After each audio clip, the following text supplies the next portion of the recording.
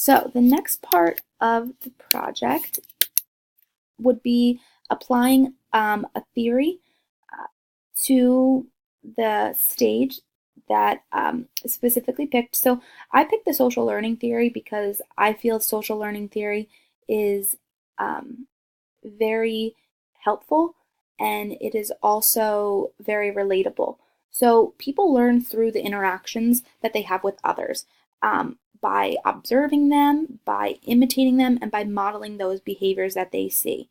So this theory can also make an individual make the life choices based on the desired outcome that they want for their lives.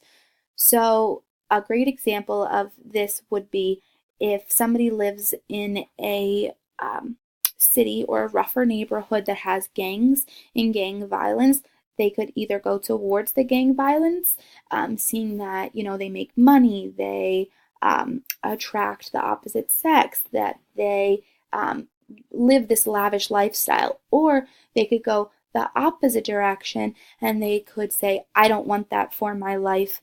I don't want to be in jail. I don't want to be breaking the law. I want my successes to come out of positive things.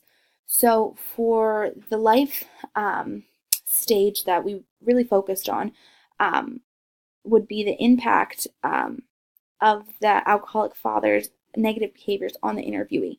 So she decided to take the negative behaviors that she saw and turn them into positive behaviors for herself. She never wanted to have, she never wanted to have the life that her father had.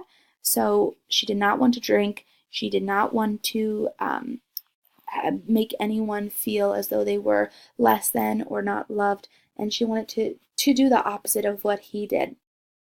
So she chose to rise above the negative, and she chose to write her own story and make her own outcome, which was very positive.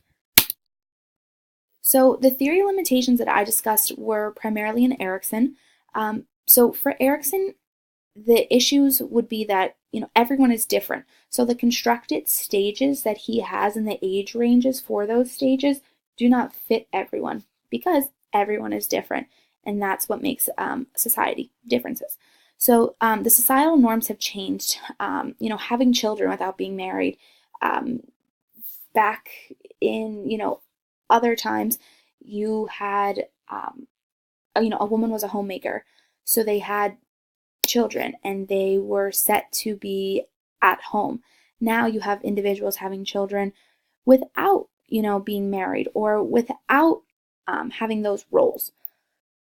So the other societal norm that has changed would be non-monogamous relationships. And with that being said, people can have multiple children with multiple different people.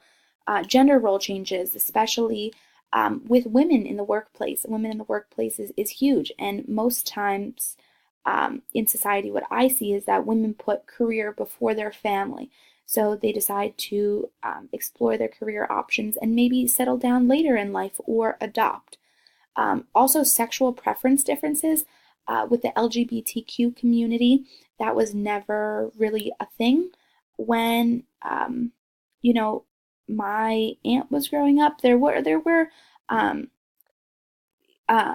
gay people, but there weren't really transgendered people that were out and that were proud of it. If so, they kind of kept it behind closed doors. Especially in the area that they grew up, that would have been immensely frowned upon, which I'm so happy that society has changed their ways about it and are moving towards more progression with that.